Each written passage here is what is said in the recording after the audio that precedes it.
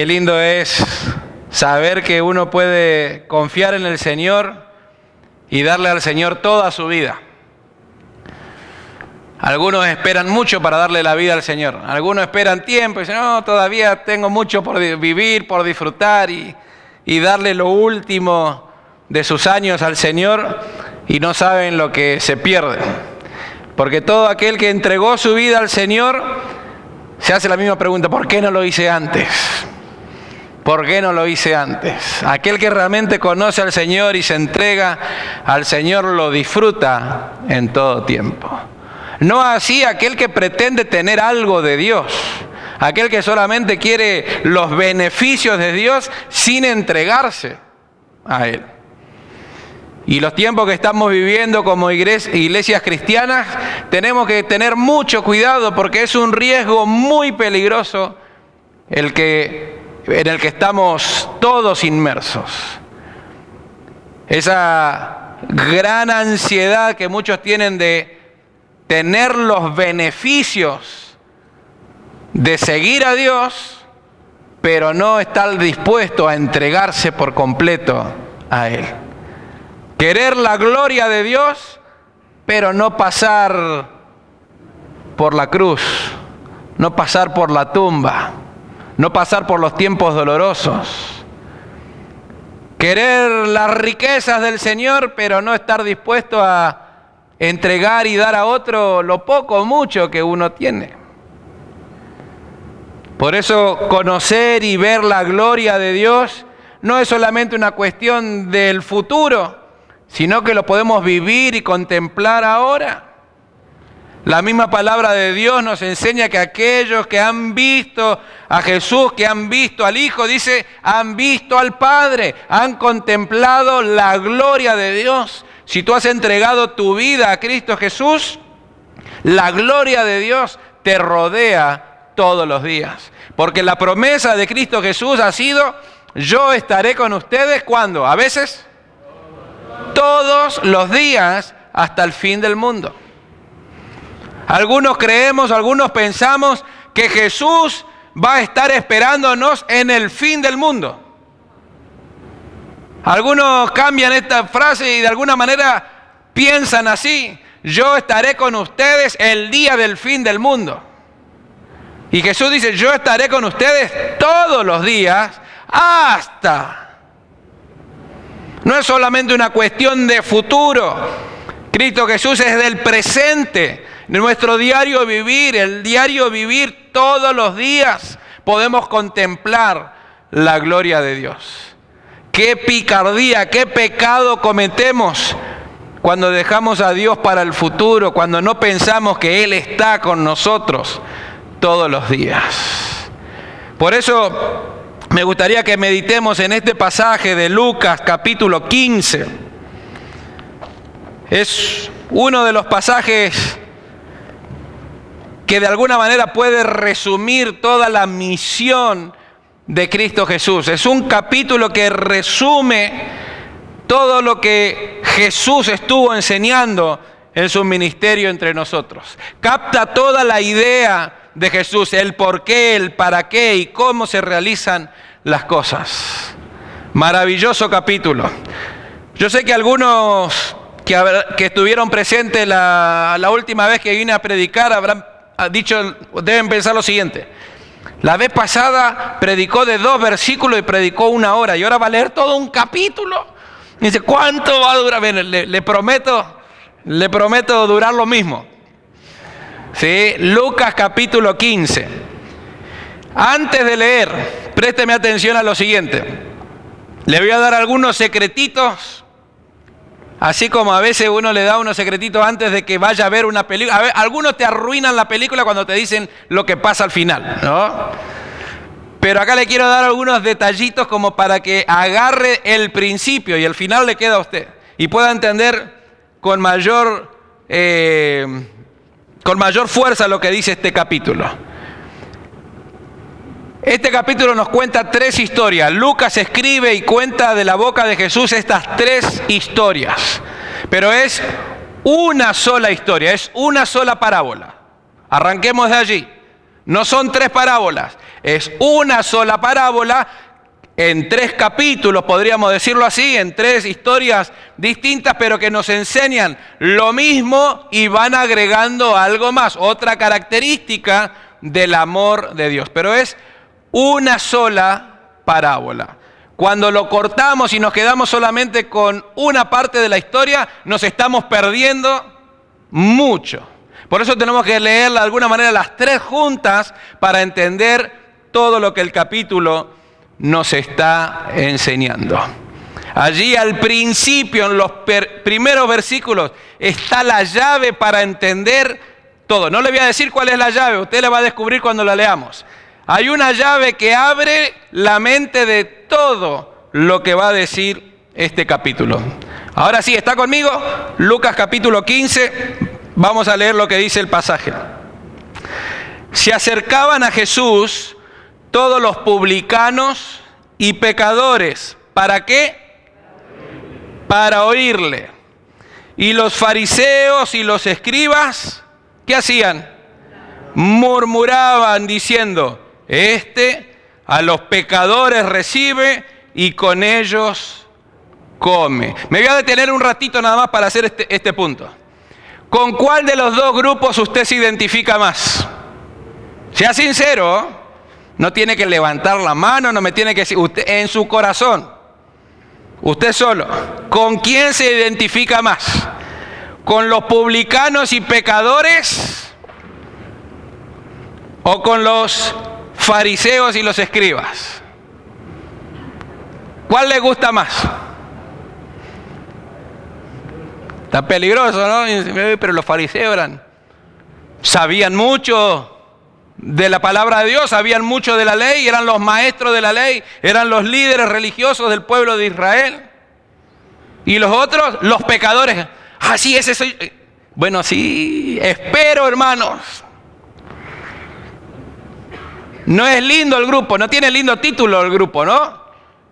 Pero, fíjense, los publicanos y los pecadores se acercaban a Jesús para oírle. Y los fariseos y los escribas, ¿para qué? Para murmurar contra Jesús. Es mejor, hermanos, estar dentro del grupo de los pecadores y considerarse y saberse un pecador. Saber que uno necesita oír del Señor y no creerse de ninguna manera que uno tiene que venir a darle consejos al Señor, mucho menos decirle lo que tiene que hacer o lo que tiene que dejar de hacer, o si está bien o está mal lo que está haciendo. Jesús es Jesús y los fariseos creían que Jesús tenía que responderle a ellos en vez de entregarse ellos a Jesús, en vez de dedicar su vida y sus oídos para escuchar las enseñanzas de Cristo Jesús. Lo tenían allí delante de ellos mismos. Tenían la oportunidad de que sus oídos escuchen la misma voz de Dios. Pero preferían acercarse a Jesús, ¿para qué? Para criticarle, para murmurar contra Él. El grupo de los pecadores y los publicanos son aquellos que recaudaban impuestos, especialmente los que hacían un trabajo en el cual recaudaban los fondos de los judíos para entregársela al imperio romano. Dentro del pueblo judío los publicanos eran lo peor de su raza. Bueno, lo peor de los seres humanos se acercaban a oír a Jesús. Y los que se creían mejores se acercaban a murmurar. ¿En qué grupo estás? ¿A qué grupos perteneces? ¿Te acercas a Jesús para oírle o te acercas a Jesús para murmurar contra Él? ¿Y cuál era la murmuración? A pecadores recibe y con ellos come. Se habían olvidado un poco los fariseos porque hay en varias oportunidades en los capítulos anteriores, Jesús también come con los fariseos. Se habían olvidado, parece ellos, pero bueno, es una tarea para usted en su casa. Tiene 14 capítulos para leer y encontrar las veces que Jesús se fue a comer con los fariseos, que estaba en casa de fariseos y que comía también con ellos. Versículo 3. Entonces Él les refirió esta parábola. ¿Ven que dice singular? No dice estas No dice que va a contar 3, esta. Hay una sola parábola. Le refirió esta parábola diciendo: ¿qué hombre de vosotros, teniendo 100 ovejas, si pierde una de ellas, no deja las 99 en el desierto y va tras la que se perdió hasta encontrarla? Y cuando la encuentra, la pone sobre sus hombros gozosos. Y al llegar a casa, reúne a sus amigos y vecinos diciéndole: gozaos conmigo, porque he encontrado mi oveja que se había perdido. Os digo que así habrá más gozo en el cielo por un pecador que se arrepiente que por 99 justos que no necesitan de arrepentimiento. Está diciendo irónico aquí Jesús. No está diciendo que hay 99 justos. Lo está mirando justamente a los fariseos, a los escribas que estaban murmurando allí, y le está diciendo de alguna manera que hay 99 que se creen justos. Porque la Biblia dice que no hay un justo, ni uno, ni siquiera uno. Todos nos hemos descarriado, todos estamos alejados de la gloria de Dios. Por eso Jesús está siendo irónico en esta historia. Pero cuando un pecador se arrepiente, hay alegría, hay gozo en el cielo, cuenta Jesús. Continúa la misma historia diciendo: ¿o qué mujer que tiene 10 dracmas, si pierde una dracma, una moneda, no enciende la lámpara, barre la casa y busca con diligencia hasta encontrarla? Y cuando la encuentra, reúne a sus amigas y vecinas diciendo: gozaos conmigo porque he encontrado la dracma que había perdido. Así os digo que hay gozo delante de los ángeles de Dios por un pecador que se arrepiente. Y continúa la historia, dice: también dijo. ¿Se dan cuenta? Es una sola parábola. También dijo: un hombre tenía 2 hijos. Y el menor de ellos dijo a su padre: Padre, dame la parte de los bienes que me corresponde. Y les repartió los bienes. No muchos días después, juntándolo todo, el hijo menor se fue lejos a una provincia apartada y allí desperdició sus bienes viviendo perdidamente. Y cuando todo lo hubo malgastado, vino una gran hambre en aquella provincia y comenzó a faltarle. Y fue y se arrimó a uno de los ciudadanos de aquella ciudad, el cual le envió a su hacienda para que apacentase cerdos. Y deseaba llenar su vientre de las algarrobas que comían los cerdos. Pero nadie le daba. Y volviendo en sí, dijo: ¿cuántos jornaleros en la casa de mi padre tienen abundancia de pan y yo aquí perezco de hambre? ¿Cuántos jornaleros? Fíjense que no dice cuántos trabajadores, cuántos siervos, cuántos esclavos. Porque aún los siervos, aún los esclavos, de alguna manera pertenecían a la familia. Pero los jornaleros son aquellos que trabajan por el día, no pertenecen al campo, no pertenecen a esa familia. Trabajan por el día, le pagan el día y se van. Ese es el jornalero. Y se está dando cuenta el hijo: ¿cuántos jornaleros que ni siquiera son parte de la familia tienen abundancia en la casa del padre? Y él, dice aquí, padeciendo hambre. Versículo 18. Me levantaré e iré a mi padre y le diré: Padre, he pecado contra el cielo y contra ti, y ya no soy digno de ser llamado tu hijo. Hazme como uno de tus jornaleros. Pero no se quedó allí, no fue solamente una idea. Porque justamente dice el versículo que sigue: y levantándose, vino a su padre. Y cuando aún estaba lejos, lo vio su padre. Y fue movido a misericordia y corrió y se echó sobre su cuello y le besó. Y el hijo le dijo: Padre, he pecado contra el cielo y contra ti, y ya no soy digno de ser llamado tu hijo. Pero el padre dijo a sus siervos: Sacad el mejor vestido y vestidle, poned un anillo en su mano y calzado en sus pies, y traed el becerro gordo y matadlo, y comamos y hagamos fiesta, porque mi hijo muerto era y ha resucitado, se había perdido y es hallado. Y comenzaron a regocijarse. Sería lindo que allí termine la historia, pero Jesús continúa. Versículo 25 dice: y su hijo mayor estaba en el campo. Y cuando vino, llegó cerca de la casa, oyó la música y las danzas. Y llamando a uno de los criados le preguntó: ¿qué era aquello? Y él le dijo: tu hermano ha venido y tu padre ha hecho matar el becerro gordo por haberle recibido bueno y sano. Entonces el hermano mayor se enojó y no quería entrar. Salió por lo tanto su padre y le rogaba que entrase. Mas él respondiendo dijo al padre: he aquí, tantos años te sirvo, no habiéndote desobedecido jamás, y nunca me has dado ni un cabrito para gozarme con mis amigos. Pero cuando vino tu hijo, que ha consumido tus bienes con rameras, has hecho matar por él el becerro gordo. Él entonces le dijo: hijo, tú siempre estás conmigo, y todas mis cosas son tuyas.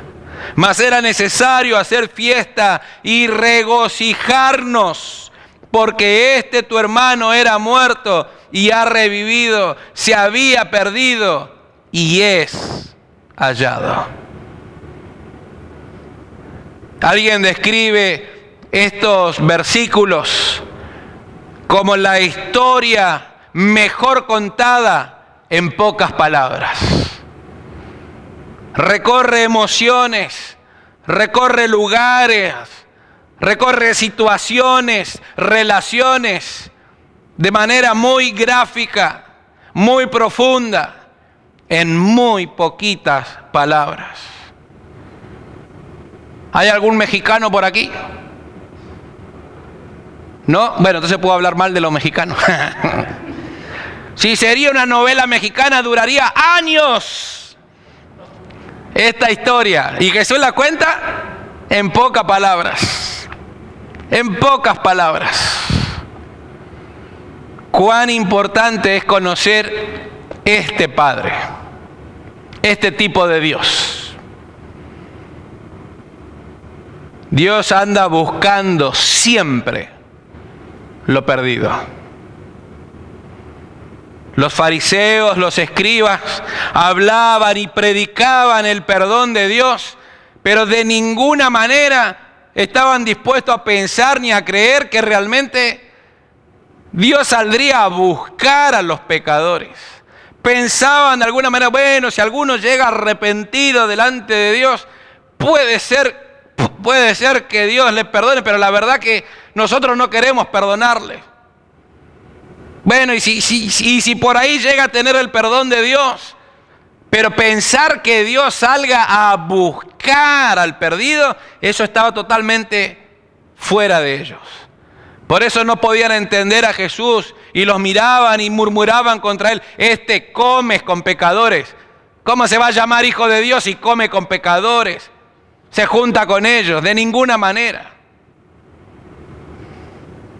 La primera historia que Jesús cuenta tiene que ver con un pastor que pierde, ¿cuánta? Una oveja. Era una historia común para el pueblo de Israel. Más o menos era un número promedio en el cual aquellos que cuidaban ovejas, y muchas veces eran grupos que cuidaban ovejas, alrededor de 100 era un número que podía ser entendido, no era un número exagerado. Pero había pocos pastores en el pueblo de Israel. No eran muy conocidos ni gozaban de mucho, pero eran muy respetados. Respetados en el sentido del que le voy a explicar ahora, de que eran capaces de entregar sus vidas por las ovejas. Los pastores de ovejas no eran dueños de sus ovejas. Comúnmente las ovejas que cuidaban eran ovejas de la comunidad, eran ovejas de otros amigos, de otros vecinos, de otros que vivían allí, y ellos cuidaban ovejas, pero no eran sus ovejas, no eran dueños de las ovejas, no eran que tenían mucho dinero y que tenían ganados, que tenían campos, que tenían criados. No eran empresarios. Ellos, los pastores, cuidaban las ovejas de la comunidad. Así que la responsabilidad de cuidar lo que era de otro era mucho más grande. Por eso era entendible esta historia. Si pierde una, porque si uno sería dueño, le pasaría como pensamos la mayoría de nosotros. Si tengo 100 ovejas y se me pierde una, diríamos, ni loco pierdo las 99. Me quedo con las que se perdió una, me quedan 99. Si salgo a buscar esta, arriesgo. No, ni loco. Pero Jesús está diciendo, ¿quién de ustedes? Y ellos entendían muy bien, si un pastor perdía una oveja, iba a ir a buscar esta oveja. Y la historia la cuenta también con una historia profética allí, porque era una visión de lo que Isaías hablaba acerca del buen pastor, de la tarea que Dios realizaba en Cristo Jesús, que era cargar los corderos sobre sus hombros. Por eso dice que fue a buscar a esta oveja, la encontró y la cargó sobre sus hombros. No la regañó, no le pegó, la cargó sobre sus hombros. Y seguramente el resto de pastores volvía con las otras ovejas. Entonces, cuando el resto de los pastores llegaba al pueblo y se encontraba con todos los vecinos, y todos los vecinos se daban cuenta que venían sus ovejas, que venía el pastor, pero que faltaba uno, se daban cuenta, alguna se perdió. El que no vino es porque todavía está buscando. Así que estaban todos expectantes, todos esperando qué iba a pasar con aquella oveja. Si el pastor iba a venir con las manos vacías o si el pastor iba a venir con la oveja en sus brazos. Por eso viene esta imagen que seguramente ya estaban todos en la ciudad cuando ven venir al pastor con la oveja sobre sus brazos.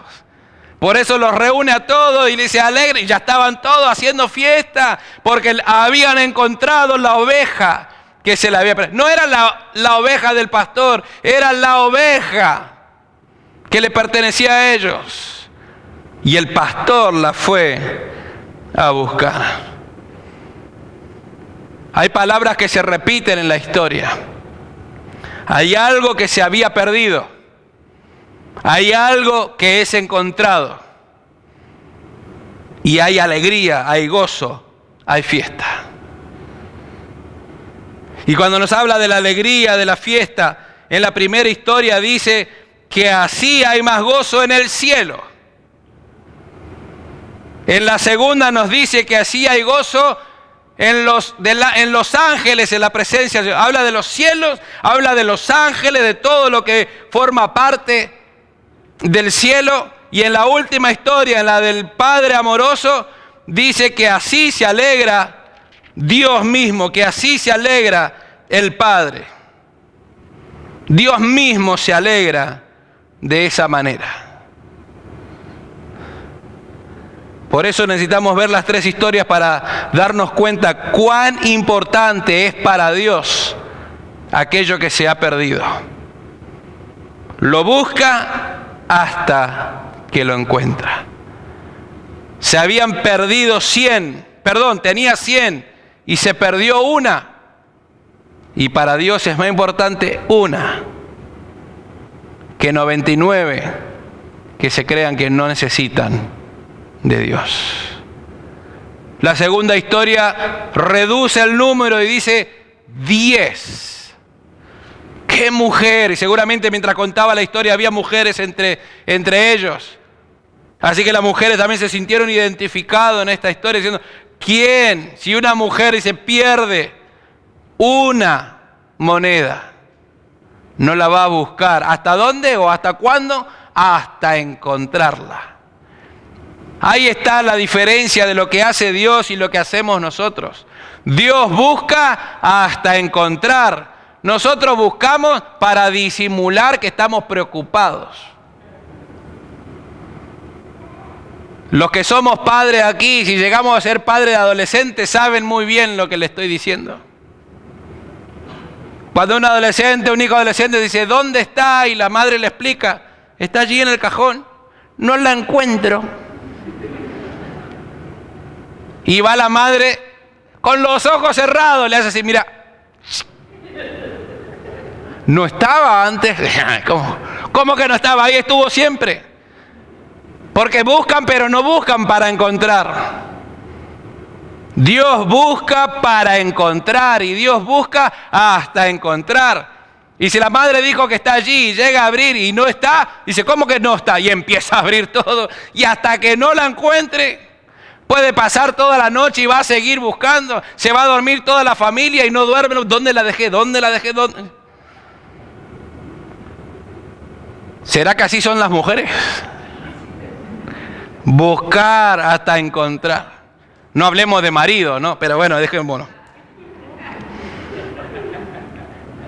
Es muy probable que de estas 10 monedas no sea solamente una cuestión de ahorro y de trabajo, de cantidad de dinero, sino como era costumbre en el pueblo, que las mujeres tenían estas 10 monedas, que era como algo que se ponían, así como una cadenita que se ponían sobre la frente, y que de alguna manera era lo que hoy representan los anillos de casado. Esas 10 monedas era como el anillo de matrimonio. Entonces perder una de estas era como perder su anillo de matrimonio. ¿Se imagina? Si llega a perder su anillo de matrimonio, lo va a buscar y lo va a buscar y lo va a buscar. Así que esta mujer dice que la buscaba con mucha diligencia. Así busca Dios lo que se ha perdido. Fíjense cómo describe a esta mujer. Enciende la lámpara. ¿Qué hace la segunda acción? Barre la casa. Y tercero, busca con diligencia hasta encontrarla. Las casas en el tiempo del Señor tendrían una ventana muy pequeña, comúnmente una ventana circular, así que entraba de alguna manera muy poca luz de afuera, muy poca luz del sol. Las casas no tenían un piso brillante y mármol, ni madera y todo lo que uno tiene, las comodidades que tenemos aquí en los Estados Unidos. Comúnmente el piso era como de paja pisada y más para que quede lo más liso posible, pero seguramente si llegaba a caer allí una moneda no iba a ser vista de una manera muy fácil. Si se mete entre el medio había que buscar allí como una aguja en un pajal, así de difícil. Por eso dice primero, enciende la lámpara. No es que fue a la esquina y le hizo al switch, clic, y se prendieron las luces. Había que ir a buscar la lámpara, que tenga aceite, que encienda la lámpara. Y encima la velita se mueve así. Nosotros pensamos que iluminó toda la casa. Usted ya se olvidó de esto. Yo sé que usted conoce la lamparita, la vela, la candela, el nombre que tenga en su país. Estamos hablando de lo mismo, ¿no? Acá se corta la luz y ¿qué pasó si yo pagué? Enciende la lámpara, se mueve así que no era muy fácil, pero aún así con la lámpara, a ver si con la luz brillaría aquella moneda perdida. Y después también dice barrer la casa, a ver si moviendo en algún momento se va a mover, y al moverse va a escuchar algún ruidito. Así que está toda su atención en buscar aquella moneda. Y dice buscarla con diligencia. No es una barrida así nomás. Es buscarla hasta encontrarla. Y cuando la encuentra, se junta con todos. Perdí mi anillo de casamiento y ahora lo encontré. Alégrense conmigo. Así que todas hacen allí una fiesta. Y así dice el versículo 10. Así hay gozo delante de los ángeles de Dios por un pecador que se arrepiente. Así es Dios. Busca hasta encontrar y se alegra, se goza cuando encuentra lo que se había perdido. Y termina con la historia más drástica, la historia de 2 hijos. Pero fíjense que la historia no es de 2 hijos. Comienza diciendo la historia, dijo también, un hombre. Un hombre. Empieza a hablar diciendo del padre, ¿no? Un hombre tenía 2 hijos. El protagonista, el principal de esta historia es el padre. Por más que le llamemos el hijo pródigo, la historia es del padre. Es el padre. Y ahí viene, tiene 2 hijos. El menor le pide las cosas. Fíjense la gran diferencia que hay en este hijo menor. Hay 2 pedidos que el hijo menor le hace al padre. El primero está en los primeros versículos, en el 11, cuando le va a pedir al padre algo. Y el segundo pedido es cuando se arrepiente y regresa delante del padre. Fíjense cuál es la diferencia. Versículo 11 dice así: Padre, dame la parte de los bienes que me corresponde. Esa es la oración del hijo menor. Dame. ¿Le pidió alguna vez a Dios, dame? ¿Le dijo alguna vez a Dios, dame? Sí, ¿no? Dame. Aunque es muy crudo lo que está diciendo, pero así es nuestra oración muchas veces. Dame lo que me corresponde. Y fíjense, el Padre no solo le dio a él lo que le corresponde, sino que dice, les repartió los bienes. Así que repartió los bienes, se la dio también al hijo mayor. No se lo dio solo al hijo menor, les repartió los bienes. Ahora fíjense la oración del hijo menor. Cuando Jesús describe volviendo en sí, aquel hijo pensó lo siguiente: me levantaré e iré a mi padre y le diré, he pecado contra el cielo, contra ti, ya no soy digno de ser llamado tu hijo. Y ahí está el cambio: hazme como uno de tus jornaleros. ¿Notan la diferencia? Dame lo que me corresponde, hazme como uno de tus jornaleros. Cada vez que nos acercamos a Dios, diciéndole dame, haciéndole que se acuerde de todo lo que nos tiene que dar porque somos sus hijos. Cuando creemos que tenemos derechos, y sin ninguna duda que tenemos derechos, pero esos derechos no los ganamos nosotros, son pura gracia de Dios, pura misericordia de Dios. Pero cuando uno le sigue diciendo dame, dame, dame, dame, las cosas cambian cuando nos acercamos al Padre y le decimos hazme.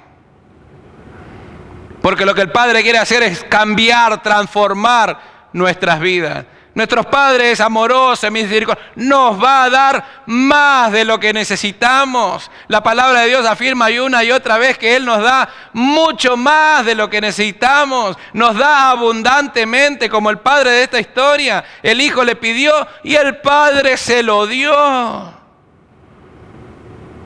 Pero cómo cambia la historia cuando uno se acerca y le dice, hazme.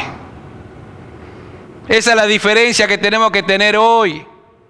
Cada uno de nosotros delante de Dios, si hemos estado acostumbrados a orarle al Padre diciéndole, dame, cambiemos esa actitud a hazme como uno de tus jornaleros, hazme como tú quieres que yo sea.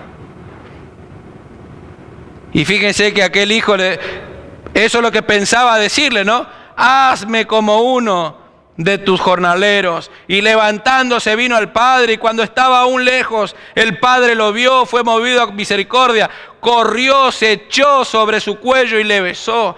Era como una parte ridícula de la historia, porque una persona mayor, un anciano, no iba a salir corriendo. Era como una imagen que no entraba en la manera de ver a un anciano. El anciano estaría sentado porque merecería allí respeto. Uno tendría que acercarse a él. El anciano no se iba a levantar a buscar, y mucho menos un hijo que se había malgastado las cosas. Pero el padre dice que salió corriendo al encuentro del hijo cuando aún estaba lejos. Se echó sobre su cuello y le besó. No le criticó, no le dijo nada, no le dijo, viste, yo te dije que... No. Lo abrazó y lo besó.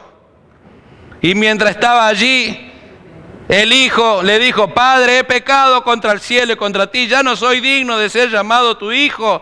Y cuando iba a seguir la historia, no es que se olvidó, no es que la cortó, no es que Lucas tampoco se olvidó de contar la otra parte,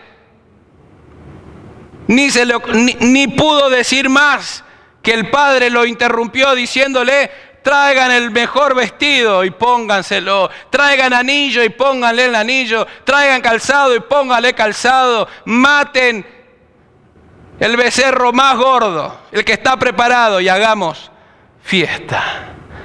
No lo dejó decir, aunque el hijo estaba dispuesto a dejar de ser hijo, el padre no está dispuesto a dejar de ser padre.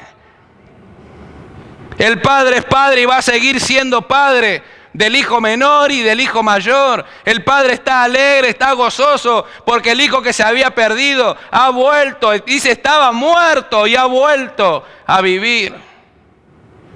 Con una mano sostiene al hijo para que no se caiga. El hijo estaría allí desparramado, sin fuerzas. Quizás ni podría abrir la boca, pero el padre lo sostiene para que no se caiga, y hace fuerza también para apretarlo contra su pecho. Si uno quiere ver la imagen esta, quizás no podemos ver la imagen del hijo, pero vamos a ver el pecho gigante del padre que tiene una cabeza aplastada sobre su pecho. Así es Dios con cada uno de nosotros. ¿Saben?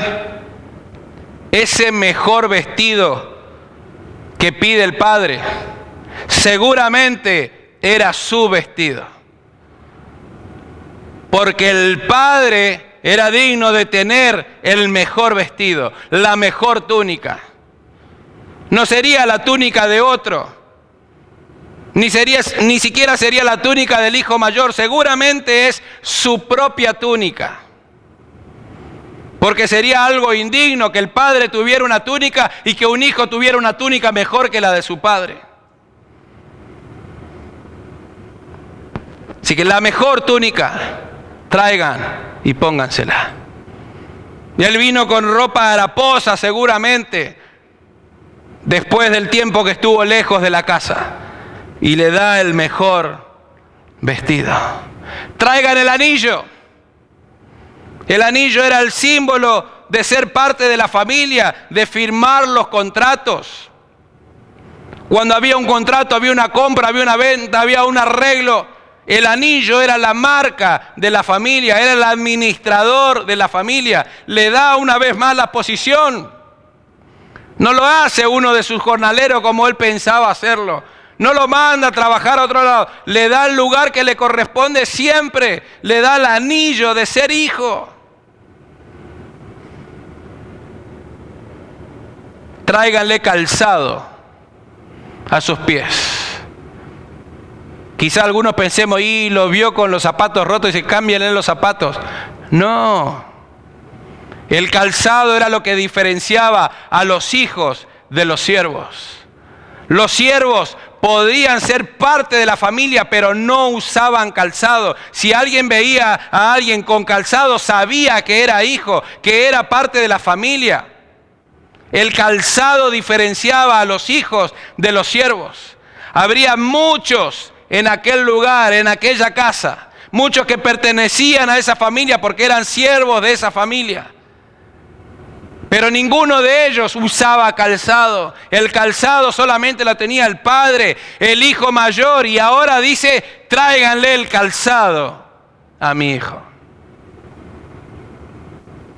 Y encima, matar el becerro más gordo. El que está preparado para las ocasiones especiales. Eso no era para cualquier día. Era para el momento especial, para la fiesta especial. El mejor alimento para la fiesta, dice, mátenlo ahora y vamos a hacer fiesta. Pero está la historia del hermano mayor, qué lástima. Hasta ahí no hubiésemos quedado todos contentos. Pero está el hermano mayor, que son los primeros de la historia, los escribas y los fariseos, que no están contentos. Porque el Padre se alegra cuando alguien se arrepiente. Ellos no querían, ¿se acuerdan cuando comienza la historia? Se quejaban, murmuraban de que Jesús comía con pecadores. Y acá el padre de esta historia está comiendo en una fiesta con el hijo que se había perdido. Pero el hermano le dice, ni siquiera dice mi hermano, dice tu hijo se había perdido. Malgastó tus bienes en prostituta. En ninguna parte decía eso. Quizá eran los pecados que él mismo se imaginaba que quería cometer. Se los malgastó todo y ahora este es tu hijo. Y a mí nunca me diste nada.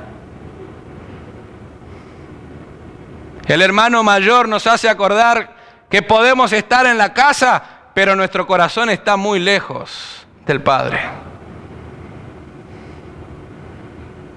Así como el hijo menor en la casa le pidió para alejarse, el hijo mayor no le pidió nada, se quedó allí, pero su corazón estaba lejos de su padre. ¿Usted cree que este padre tan bondadoso, tan generoso como cuenta la historia, no le habrá dado a su hijo mayor que estaba allí un cabrito, algo para hacer una fiesta con sus amigos? Por favor. Y le dice, nunca te he desobedecido, jamás te he desobedecido. ¡Mentiroso! En la propia cara está desobedeciendo al Padre. El Padre le ruega, por favor entra y gózate con nosotros. Yo no voy a entrar. Así que ahí en la cara nomás estaba desobedeciendo al Padre. Y dice, jamás te desobedecí.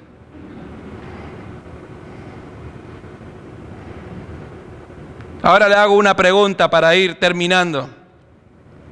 ¿Con quién se identifica más? ¿Con el hijo menor o con el hijo mayor? Con el hijo menor que quizá cometió errores y se alejó del Padre. Bueno, es la oportunidad como el hijo menor de volver una vez más a la casa del Padre y llegar arrepentido allí diciéndole, Padre, he pecado contra el cielo y contra ti. Y sabe una cosa, el Padre perdona. Otro padre, vaya uno a saber qué haría, pero este Padre, nuestro Padre Celestial, es un Padre perdonador. Aquel que se acerca a Él recibe el perdón que está buscando. O quizás te identificas con el hijo mayor, diciendo, bueno, yo nunca me fui muy lejos. Pero quizás estando en casa, tu corazón ha estado lejos. Y fíjense que la historia que cuenta Jesús no nos dice cómo terminó la historia. No nos dice al final si el hijo mayor entró o no entró. Queda allí en suspenso. Quizás sea la historia que nosotros tengamos que completar. ¿Qué vas a hacer? ¿Cómo vas a completar la historia de este hijo mayor? Que estuvo en casa, que tuvo todas las bendiciones del Padre, pero que quizás su corazón estuvo lejos. Vamos a entrar y cenar con el Padre y vamos a alegrarnos con aquel que se arrepiente y que provoca una fiesta, un gozo en el cielo. ¿O nos vamos a quedar enojados? Porque parece que a otro le va mejor con Dios que a mí. Yo le voy a invitar a que inclinemos nuestros rostros delante del Señor.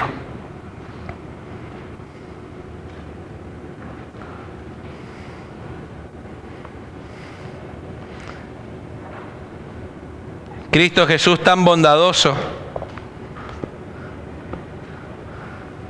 dice que aquel hijo que se había ido lejos, volviendo en sí.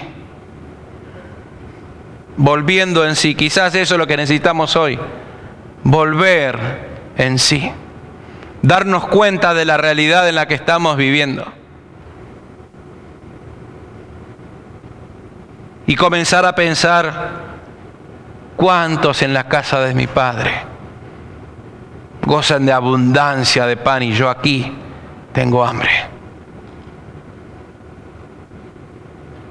Y no quedarse solo con la idea de, qué mal me está yendo,